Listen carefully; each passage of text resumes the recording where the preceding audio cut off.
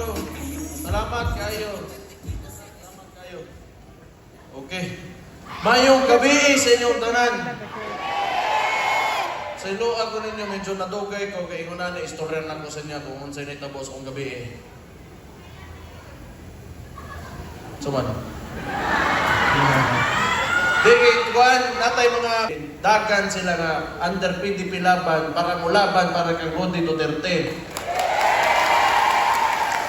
Na yung mga taga-Jinsan ganiha, na yung taga-Oriental, itong istorya ko sa napatiyot, buhatan ng video, para di yun tama nung muundang og sokol aning laban nato, no? Piyansar kayo sila. Well, sige lang, anak man na, ang mga kapildihon yun, manikas. So ilang gibuhat, ikidnap nila akong amahan. O tayo mahimo diya, pero sultihan ta mo, nga okay ra. Kaya nagstorya mi sa kong igsoon, si VP Inday Sara Duterte, nga okay ra kuno, kaya wag gyoy kaso nga malabay yun sa iyan, kaya layo ang testimony.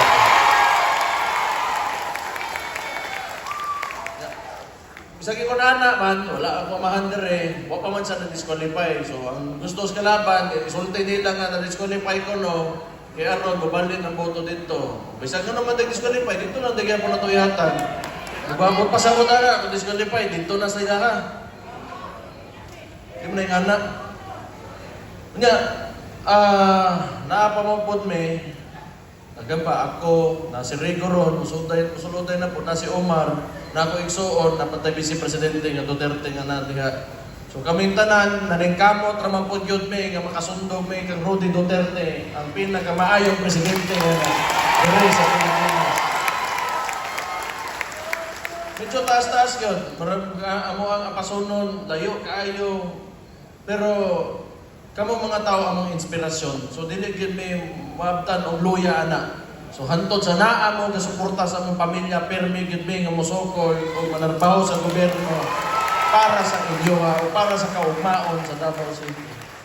So, patulungay matag eleksyon. Ang nahitabo karon, dapat ay isang kinatubang na impeachment nga gusto gyud kay nila. So inguna na ka desperado ang kontra karon, gusto gyud nila sa bisag unsa nga pamaagi matangtang ang apelyido nga Duterte nga naman.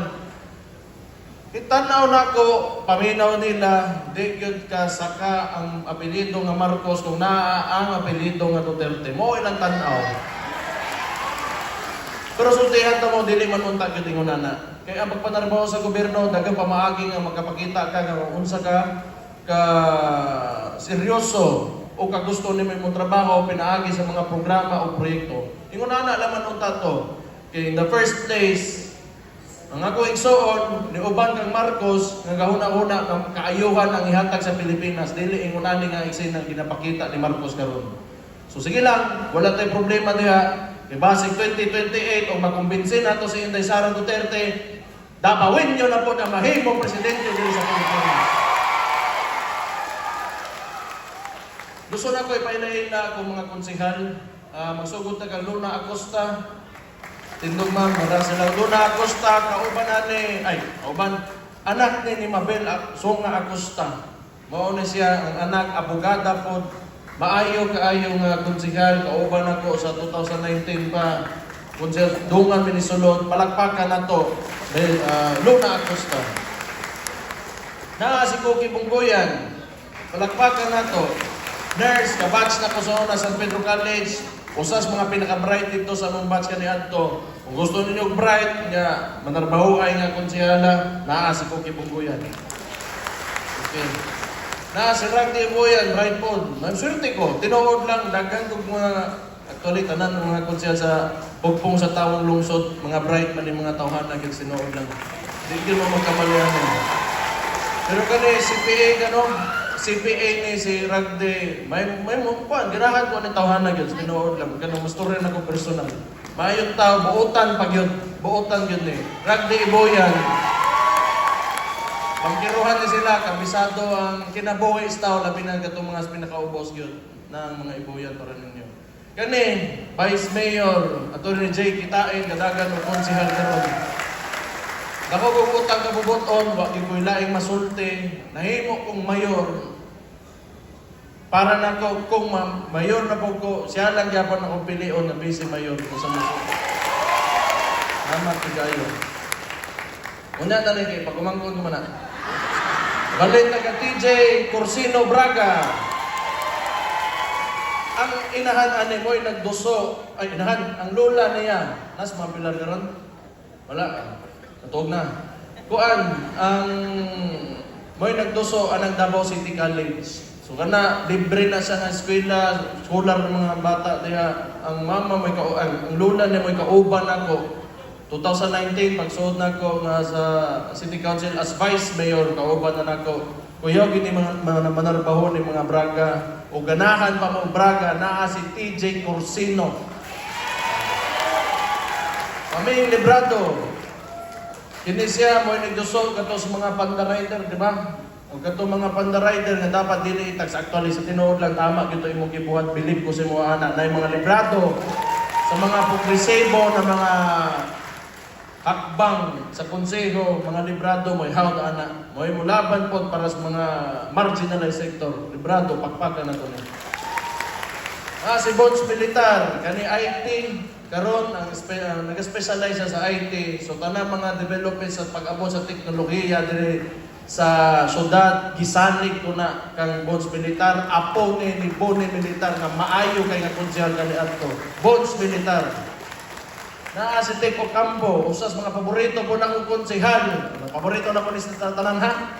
Oh.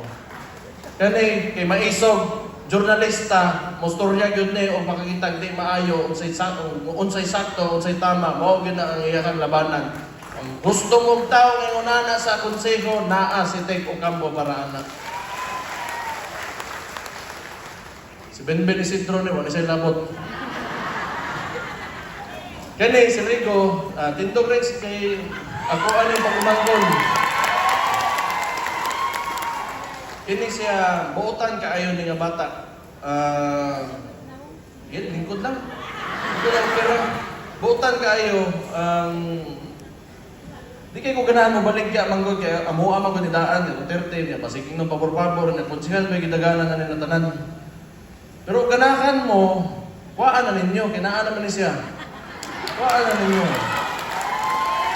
Total, kitang tanan, gusto man nato ang ato ang nasod o ato ang syudad muagi gid og eleksyon. Kay aron makapili tag mga kandidato nga gusto natong ibutang o kato nga di nato gusto di nato pilion usab.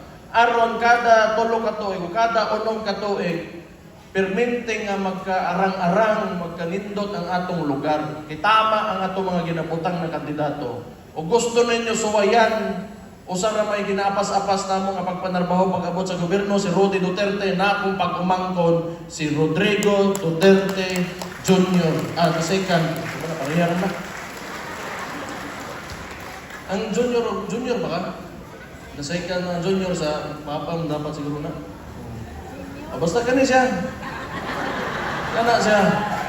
Oh my kaso kay dili ka ako di po ko mo kuan kayo kay o bisag pamilya may o di magtarong wala nang mahimo ana dili pod mo dili mi ganag pabor-pabor ba wala na mo as much as possible ginalikayan na mo kung mapakita niya nga karapat dapat yun sa nga manarbaho di as konseho din maayo para niya maayo pod para ninyo so why pabor-pabor ako ang pagumangkon Rigo atong amigo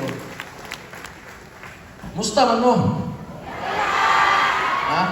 Hapit ang eleksyon, no? Sa kabulan na lang. Patay. Sige lang. Ang ako sa inyo nga, kuhaan yun ta, kato mga supporters na mo diha, kuhaan lang yun. Positive campaigning lang ta. Total, pag-abot sa resibo, Rudy Duterte, importante kayo. Kinaay ginatubang nga impeachment ang ako ang igsoon. Mo lagi na, gusto nila nga matangtang. Di nila gusto eleksyon Di nila gusto nga moduwag patas. Unya maniobraho nila ang mga tao sa gobyerno, tanang resources sa gobyerno aron makuha nila ang gusto. Kay kani mga Marcos manggod sa tinuod lang ug makahinomdom mo. Kadtong last year kalimot ko. Basta kato niya tuig, dugay na. Mao pay pagsugod nila. Ang unang gibuhat ana nagpatuyo og papel Unya ginaingon nila nga gikan sa mga tao kuno nga bisag dili gikan sa Congress gitawag nila nga People's Initiative. Kadto og natiwas to nila, nakapapirma sila mga tao, nakailag yun sila, posible nga nakambyuhan atong konstitusyon karon o nakapadugay na si Marcos si ang termino. Okay? Di na gusto mo na. So mo na, pagbantay mo, kaning administrasyon karon naagi plano sundog adtong Marcos kaniadto nga senior nga gusto mahimong diktador nga 27 ka tuig naglingkod sa Pilipinas. Dili ta masugot anak. Wala ni piliay yung politika. Tanan ta mo agi o eleksyon dapat yun. So karon naatay mga senator nga ginatawag nato nga Duterte senatorial candidates. Pero kani sila under po ni sila sa PDP laban nga maupoy national nako nga unsa mga kauban nako sa partido. So naa si Jimmy Bundok dugay na 2016 nagasuporta na sa pamakan gikan sa pinakasugod wala pa inituo nga mahimong presidente ang usar kayano nga taga Davao nga mayor nga nagmahal sa iyang syudad pero nahimong presidente si Jimmy Bundok tuan na 2016 pagyan na. So naapod si Bato de la Rosa, tingnan mo na, kinanglan istorya, si Bongo, o si Pastor Apollo Kibuloy, guwapo yun, o makapasulod ta, o tulo ka senador, taga Davao, kaya para well represented yun ang Davao sa national politics. E nga no, dako tag-contribution sa Pilipinas. Outside of Davao City, outside of Luzon yata or Metro Manila, or NCR, kita ang pinakadakong income na gina-contribute sa national budget natin.